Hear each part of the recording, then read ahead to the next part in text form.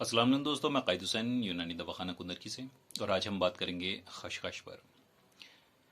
खशखश का मिजाज जो है वो दूसरे दर्जे में सर्द और दूसरे ही दर्जे में खुश्क माना जाता है, लेकिन अक्सर अतबा जो हैं या तबीब या हकीम जो हैं वो इसको दूसरे दर्जे में सर्द और पहले दर्जे में खुश्क मानते हैं।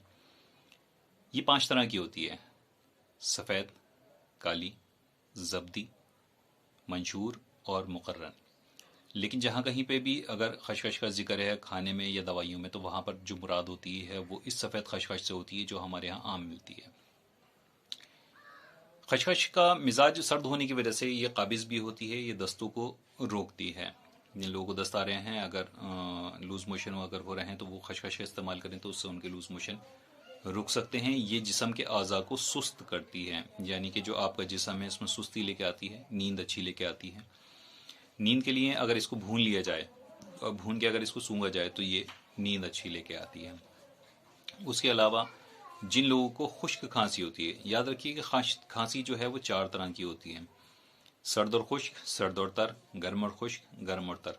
जिन लोगों को गर्म और खुश्क खांसी होती है, जिन्हें सूखे फंदे लगते हैं, उन लोगों के लिए ये बहुत मुफीद है। और अक्सर मैं लोगों को बता भी दिया करता हूँ इसका तरीक़ा, जो बहुत कारामद और बहुत मुफीद है।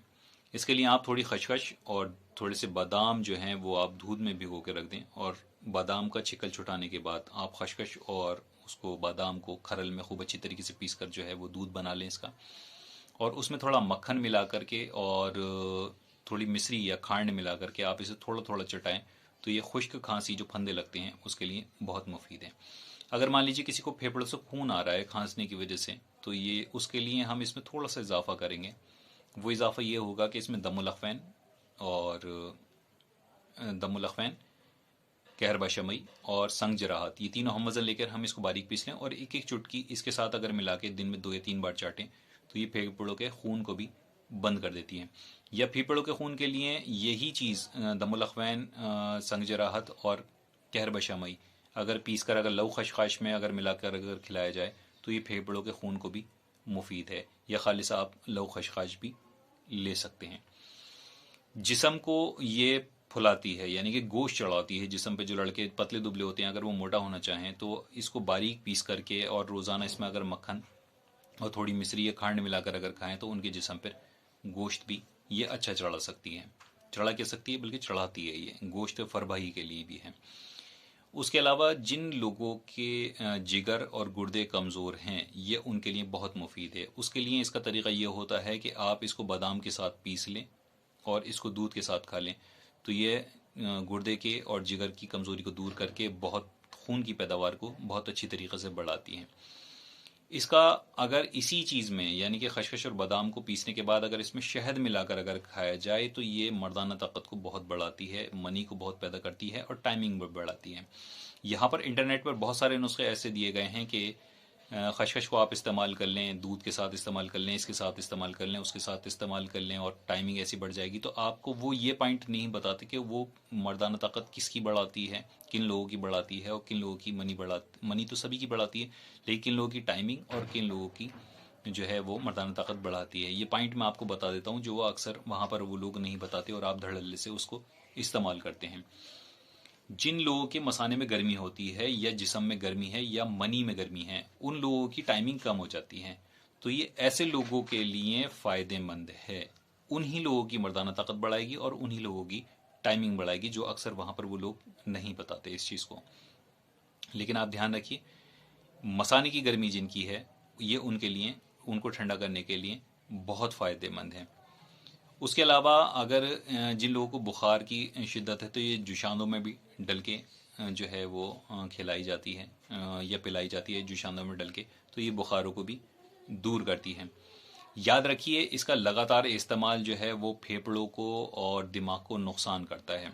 हर चीज़ के साइड इफ़ेक्ट होते हैं, चाहे वो देसी दवाई हो या कुछ आपके एलोपैथ हो। देसी दवाइयों का भी नुकसान होता है, लेकिन उसकी इसलाह उसके साथ बताई जाती है। तो खशखश की इसलाह जो है वो खांड या शहद है। अगर आप इसको खांड या शहद मिलाकर अगर खाएंगे तो इसके नुकसानात नहीं होंगे, वरना अगर आप इसको सादा अगर खाएंगे तो ये नुकसान करेगी आपको, फेफड़ों को, आपके दिमाग को। तो ये मैंने आपको इसकी जो है वो फ़ायदे, नुकसान और इसकी इसलाह बता दी। हमेशा याद रखिए, कि जो मुसलह जिस चीज़ को कहते हैं वो कहते हैं किसी भी चीज़ की इस्लाह करने को। तो हर चीज़ की जो है वो इस्लाह करी जाती है। तो खशखश की जो इस्लाह है वो खांड और शहद है। ये मनी को तभी कसरत से पैदा करेगी जब आप इसके साथ वो खशखश, बादाम और शहद के साथ या खांड के साथ मिलाकर पिएंगे। इसकी खुराक पहले ज़माने में लोग एक एक तोला तक खा लिया करते थे, लेकिन आज के वक्त में इसकी खुराक एक आदमी के लिए 1 ग्राम से 3 ग्राम तक है। इसके अलावा अगर हम वेदों का तजुर्बा लें तो वेद इसके तजुर्बे में कहते हैं कि आप इसको दूध में भिगो करके इसको पीस लें खरल में, और इसका भी दूध बन जाता है पीसने के बाद। अगर उसको बालों में लगाएं तो ये बालों की ताकत को बहुत बढ़ा देता है, बालों को बहुत फ़ायदा करता है। उसके अलावा वो ये भी कहते हैं कि जिनकी लोगों की कमर में दर्द है वो 1 तोला इसको खशखाश ले लें और 1 तोला ही मिश्री ले लें और फाँक कर ऊपर से दूध पी लें, तो ये कमर के दर्द को भी दूर करती हैं। उसके अलावा वो ये भी कहते हैं कि वो यही बात कॉमन रखते हैं कि इसको अगर शहद के साथ अगर लिया जाए तो ये मनी की पैदावार को भी बढ़ाती है, मर्दाना ताकत को भी बढ़ाती है और आपकी टाइमिंग को भी बढ़ाती है। तो ये मैंने आज के आपको जो है खशखश के फ़ायदे और नुकसान बताए हैं। उम्मीद है आपको वीडियो पसंद आई होगी। अगर पसंद आई हो तो इसको लाइक और शेयर कर दें, और हो सके तो कमेंट भी करें। अगर जो आपको समझ नहीं आई हो तो मैं कोशिश करूँगा कि मैं आपकी बात का जवाब दूँ। मुझे इजाज़त दीजिए। अल्लाह हाफिज़।